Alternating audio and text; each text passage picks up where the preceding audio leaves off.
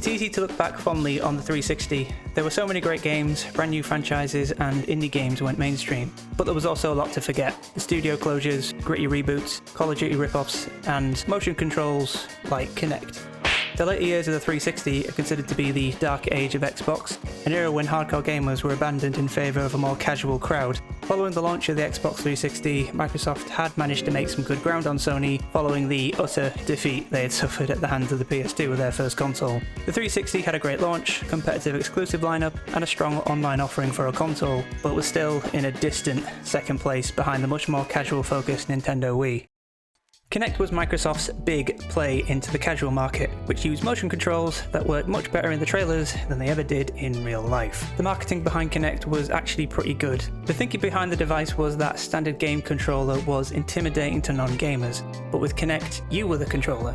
Unlike the Wii, Microsoft were making a console for both crowds. You had Kinect for the casual crowd, and the traditional Xbox 360 gamepad wasn't going anywhere. There was a promise that the high fidelity of Kinect would be more accurate than a controller, so games made for the core audience were still an option. This was obviously a lie. Well, bam! The motion controls barely worked. It was inaccurate, laggy, and borderline unresponsive in some games. What's up? The poor motion controls resulted in simplistic games where instead of swinging a lightsaber, you were randomly waving your arms backwards and forwards. Microsoft put $500 million into marketing the device, and the launch was hailed as a success. Kinect would sell 8 million units in the first 2 months, but this success would not be sustainable.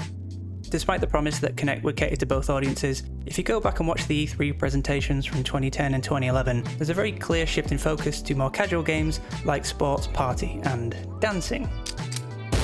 I think most 360 gamers at this point could see the writing was on the wall. Xbox was now the premier destination for shovelware, and unfortunately, a number of first-party developers were put to work to make Kinect exclusives. One of the casualties was Rare, who made Wii Sports rip-offs and adventure games, and the biggest casualty was Lionhead Studios. Instead of making the next entry in the Fable franchise, they made Fable the Journey. Kinect's attempt at a system seller for a hardcore audience, but instead of a deep RPG experience, it was an on-rails, spell-casting first-person shooter. This was their last release before closing their doors in 2016. Most games with Kinect were far too basic and simple. The device could register the whole body pretty well. Unfortunately, this meant dancing games were a no-brainer. Even the Star Wars Kinect game threw in the towel on this one. Some games did feature Kinect integration, with games mostly using voice commands or outright overpromising what you could do, like Ghost Recon. I wonder why this never made it into the game. You can also look around your imaginary car in Forza, but there's a very good reason that later Gears of War and Halo entries never had any kind of Kinect integration.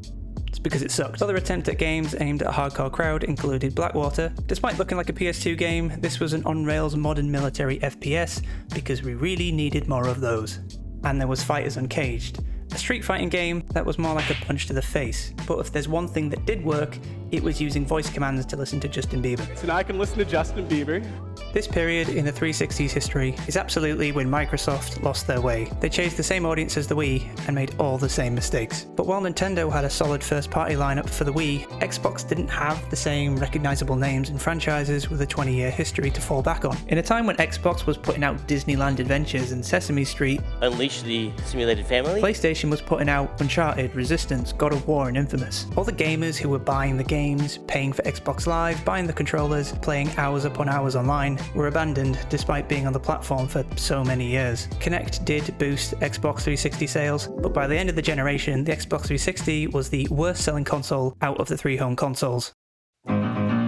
I wish I could say Microsoft learned their lesson, but they didn't. They doubled down on Kinect with the next console, the Xbox One. Every Xbox One would now come with Kinect 2.0, and the device would always need to be plugged in. Not to mention, the console was originally meant to always be online, and you couldn't play second-hand games on it.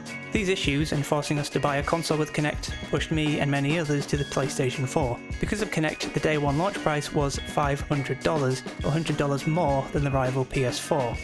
The sales of the Xbox One were handily beaten by the PlayStation 4 for the entire generation. It went ahead and it stayed there. Even before the Xbox One's launch, the Microsoft CEO who made the push into the casual market, that's this guy, Fortunately, we have a product for people who aren't able to get some form of connectivity. It's called Xbox 360. Left Microsoft and Phil Spencer was made head of Microsoft Gaming Studios. By June 2014, Kinect was put out of its misery, as an Xbox One without Kinect was made available. To make up for the last few years, Microsoft has gone full pro-consumer, investing in new ways to deliver games, not just the hardware. With the offering of Game Pass now regarded as the best deal in gaming, along with xCloud and cross-platform support, Microsoft has put Kinect behind them and is doing its best to build goodwill with gamers.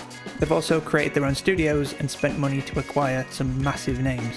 Game Pass may be the best deal in gaming, but it also kind of feels like an apology, so you could say, apology accepted.